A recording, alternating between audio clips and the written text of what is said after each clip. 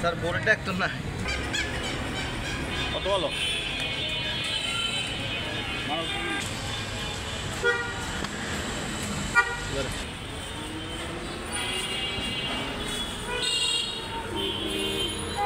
দর্শক, আজকে এই পেপার স্ট্যান্ডের সংবাদপত্র ভিত্তিক এএফএম নিউজের ছোট খবর বড় খবর অনুষ্ঠান থেকে আমি এএফএম ইসমাইল চৌধুরী বলছি। এটি আমি সাজিয়েছি মূলত প্রতিদিন যে সংবাদপত্রে যে সংবাদগুলো লিড নিউজ হয় সেগুলো তুলে ধরার জন্য। বিশ্ব আজ একটা অস্থিরতার মধ্যে ভুগছে, ঠিক তেমনইভাবে বাংলাদেশেরও রাজনৈতিক পরিস্থিতি অনেকটা বেশ গরম। গতকাল ঐক্যমত কমিশনের মিটিংয়ে বেশ হট্টগোল হয়েছে একটি দলকে পক্ষপাতিত্ব করার জন্য, সেটি আমরা অলরেডি জেনে গেছি। কিন্তু এখানে সকাল সকালে আপনি এই খবরগুলো জানার জন্য এই ইসে থেকে লোকজন পেপার স্ট্যান্ডে দাঁড়িয়ে পেপার পড়ছেন এবং তাদের বেশ আগ্রহ দেশের এবং আন্তর্জাতিক পরিস্থিতির খবর জানার জন্য। সংবাদে কোনো ছোট বড় কিছু নেই, কিন্তু সব খবরই ইম্পর্টেন্ট। তবুও যেই নিউজগুলো সবার উপরে থাকে এবং সংবাদপত্রের ভাষায় যাকে লিড নিউজ বলে, আমি শুধু সেই কয়েকটা পত্রিকার সেই লিড নিউজ নিয়েই কথা বলবো, আপনাদের সামনে তুলে ধরবো বিশ্লেষণ আপনাদের, এবং আপনারা সেটা আপনাদের উপরেই সেই নিউজগুলোর পরবর্তী ব্যাখ্যা কী হতে পারে আপনারা নিজেরা আপনাদের নিজেদের মধ্যে আলোচনা করে নেবেন। প্রথম আলো যেটা লিড নিউজ করেছে সেটা হচ্ছে যে হামলায় যুক্তরাষ্ট্রকে জড়াতে চায় ইসরায়েল, ইরানের হুঁশিয়ারি।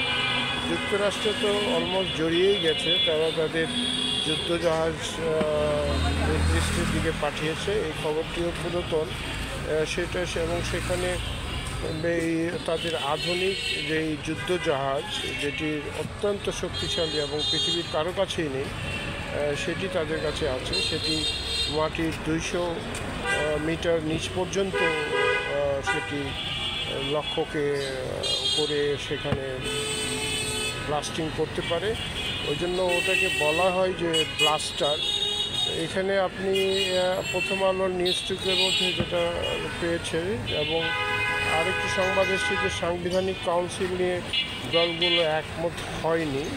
এখানে কাউন্সিল চাচ্ছে সবাই, কিন্তু এর প্রক্রিয়া এবং এর গঠন নিয়েও অনেকের মতভেদ আছে।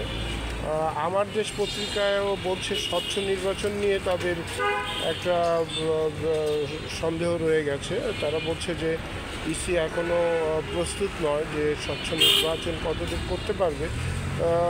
দর্শক, স্বচ্ছ নির্বাচন না করতে পারলে তো তাহলে এতদিনের সমস্ত লক্ষ্য বিপ্লবের যেই আমাদের যে আকাঙ্ক্ষা জনগণের, এতদিন 16 বছর ধরে স্বৈরাচার এই দেশকে যেভাবে কুক্ষিগত করে রেখেছিল, সেটা তো আমরা সেই স্বৈরাচারকে পতন ঘটিয়েছি। কিন্তু সেটা যদি স্বচ্ছ নির্বাচনের ব্যাপারে যদি এখনও নিশ্চিত না হতে পারে, তাহলে নির্বাচনই বা কতটুকু নিশ্চিত সেটা নিয়েও ভাবতে হবে। মানব জমিনে সবসময় ওরা একটা খবর ছাপে, সেখানে লন্ডনের বৈঠক নিয়ে একটা খবর ওরা ছেপেছে যে লন্ডন বৈঠকে জামাত কেন অতি প্রতিশ্রুতি দেখিয়েছে,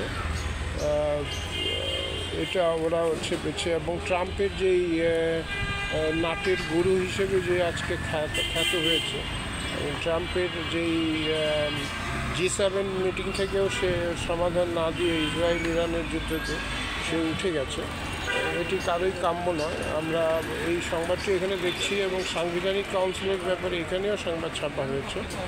আর এখানে বাংলাদেশ প্রতিদিনে আমরা দেখছি যে ইরান এবং ঘিরে মার্কিন যুদ্ধ বিমান, সেটা আমরা একটু আগেই বললাম, অন্য পত্রিকাগুলো হেডিং করেছে।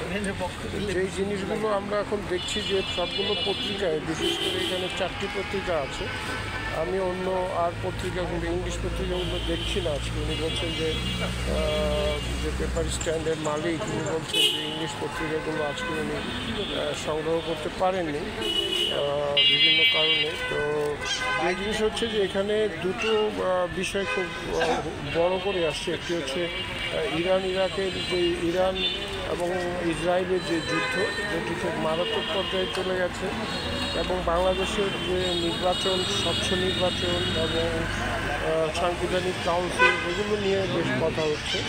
তো আমরা দেখব সামনে কি হয়। বাংলাদেশ প্রতিদিন নিউজ করেছে যে ঐক্যের বৈঠকে যত ঘটনা, এখানে সেই ঘটনাগুলি সুখকর হোক, এটাই আমরা কামনা করি। তবে ঐক্যের বৈঠকে যে ঘটনাগুলোতে এনসিপির যিনি প্রধান, তার সাথে বিএনপির সালাউদ্দিন সাহেবের একটা কর্মধরনের দৃশ্য দেখা যাচ্ছে। মনে হচ্ছে যে বিএনপি আর এনসিপি এখন বেশ ফুরফুরা অবস্থায় আছে। তারা দেশকে সম্মিলিতভাবে একটা ভালো জায়গায় নিয়ে যেতে পারবে, এরকম দর্শকও জনগণও তাই মনে করছে।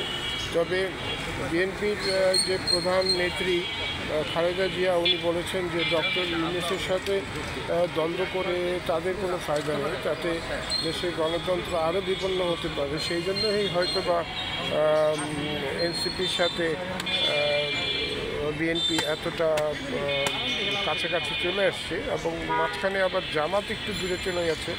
জামাত নিজেদেরকে দূরত্ব ভেবে তাদেরকে প্রধান উপদেষ্টা আবার তাকে, যে প্রথম দিন ঐক্যমতের সংলাপে যেহেতু তারা যায়নি, তবে সেটা প্রধান উপদেষ্টা আবার তাকে ফোন করে অনুরোধ করেছে। তো গতকালকে তারা সেখানে জয়েন করেছিল।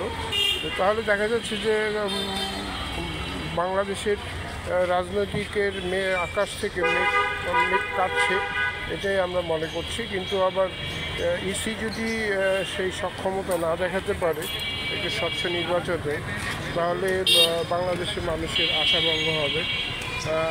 দর্শক, আপনি দেখেন এখানে যারা, যিনি পত্রিকা বিক্রি করেন, উনি পত্রিকার স্ট্যান্ড সাজাচ্ছেন। প্রতিদিন এই লোকটি বনশ্রীর এখানেই বসেন, এবং আমিও এখানে এসে পত্রিকা পড়ি।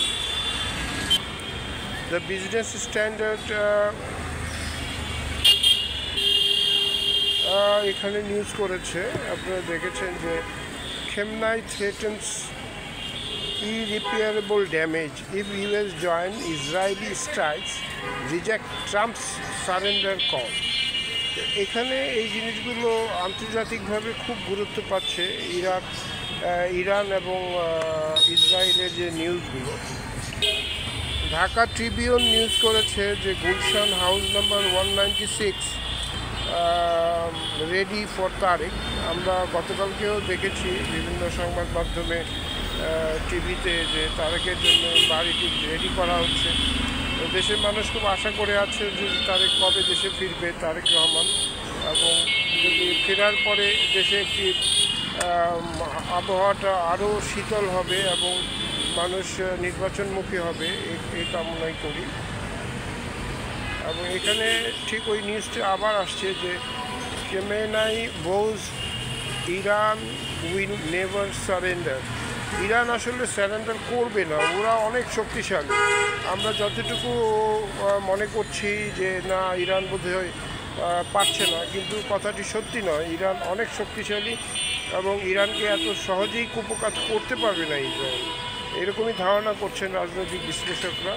এবং ইরানের যেই পারমাণবিক যেই স্থাপনা, সেটি মাটি থেকে প্রায় 300 মিটার নিচে অবস্থিত, যেটা পৃথিবীর কারো কাছে এমন ব্লাস্টার নেই যেটা দিয়ে ওটাকে ধ্বংস করা যায়।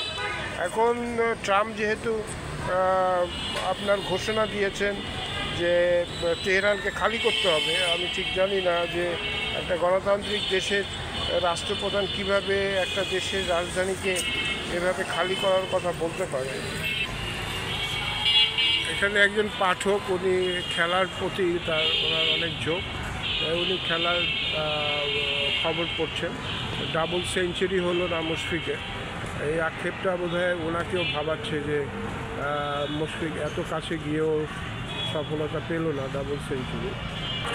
দর্শক, আমি আজকের পেপার স্ট্যান্ডের ছোট খবর বড় খবর অনুষ্ঠানটি এর মধ্যেই শেষ করব। আমি আপনাদের আবার ধন্যবাদ দিয়ে যাচ্ছি।